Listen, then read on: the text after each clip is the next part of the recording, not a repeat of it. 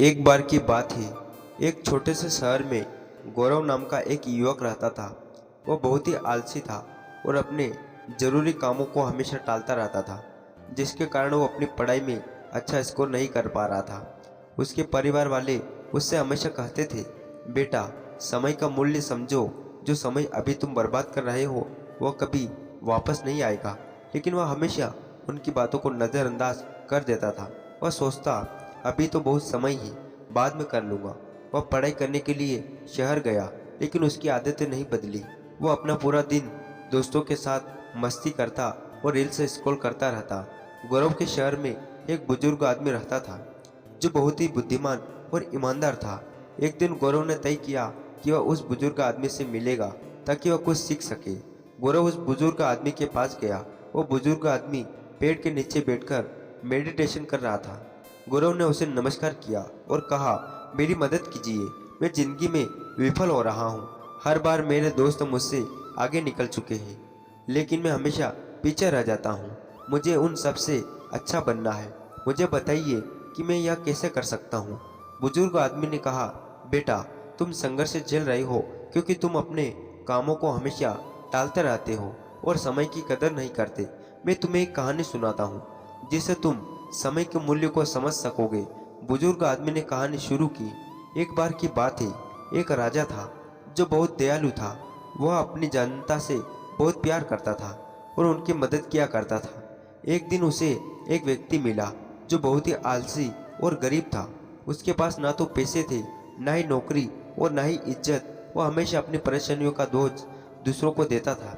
राजा ने उससे उसकी जिंदगी और उसकी परेशानियों के बारे में पूछा। उस व्यक्ति ने कहा, पता नहीं लोग मेरे बारे में ऐसा क्यों कहते हैं कि मैं कुछ नहीं कर सकता। जब भी मैं किसी नौकरी की तलाश में जाता हूँ, सब मुझे मना कर देते। राजा को उस व्यक्ति के लिए बुरा लगा। राजा ने कहा, एक सौदा करते हैं।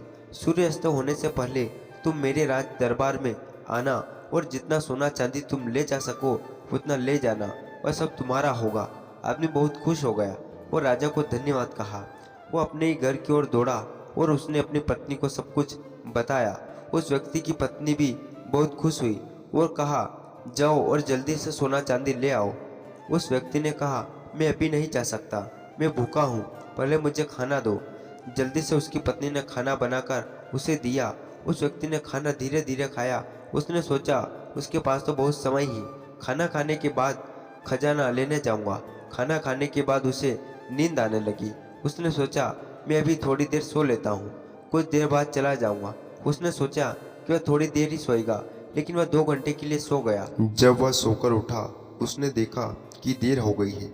उसने जल्दी से कुछ बैग उठाए और राज दरबार की ओर भागा। रास्ते में धूप तेज थी, उसे गर्मी लगने लगी। उसने सोचा, थोड़ी देर पेड़ के नीचे आराम कर लेता हूँ, फिर आगे बढ़ूंगा।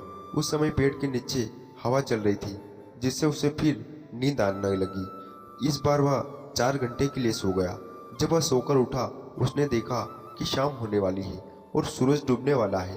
वह जल्दी से बैग उठाकर राज दरबार की ओर भागा, लेकिन जब वह राज दरबार में पहुंचा तो सूरज डूब चुका था और दरवाजे बंद हो चुके थे। वह व्यक्ति बहुत दुखी हो गया। उसने अमीर बनने का एक और मौका गवा दिया क्योंकि उसने समय के मूल्य को समझा नहीं।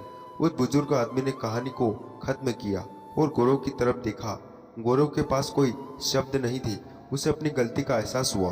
गौरव ने उस बुजुर्ग व्यक्ति को धन्यवाद दिया और घर वापस लौट गया। उसे समझ आया कि समय बहुत कीमती है, उसे बर्बाद नहीं करना चाहिए। उसी दिन से गौरव ने अपने लक्ष्यों पर काम करना शुरू किया। उसने अपनी काम टालने वाली आदत को छोड़ दिया और वह बहुत प्रोडक्टिव बन गया। कुछ ही दिनों बाद वह अपने सभी दोस्तों से आगे निकल गया और कॉलेज का सबसे होनहार बच्चा बना। इस कहानी से हमें यह सीख मिलती है कि समय सबसे मूल्यवान संपत्ति है। अगर हम इसे बेकार की चीज़ों में बर्बाद करेंगे तो हमारे पास पछतावे के अलावा कुछ नहीं बचेगा। हर अवसर का सही समय पर लाभ उठाना चाहिए, क्योंकि खोया हुआ समय कभी वापस नहीं आता। इसलिए आज से ही अपने समय का सदुपयोग करें और अपने लक्ष्यों पर केंद्रित रहें। दोस्तों, अगर आपको यह कहानी पसंद आई हो तो कृपया इसे लाइक करें और अपने दोस्तों के शेयर करें। आप ऐसी ही और प्रेरणादायक कहानी को सुनना चाहती हो तो हमारे चैनल को सब्सक्राइब करें और बेल आइकन दबाना बिल्कुल ना भूलें। नमो बुद्धाय।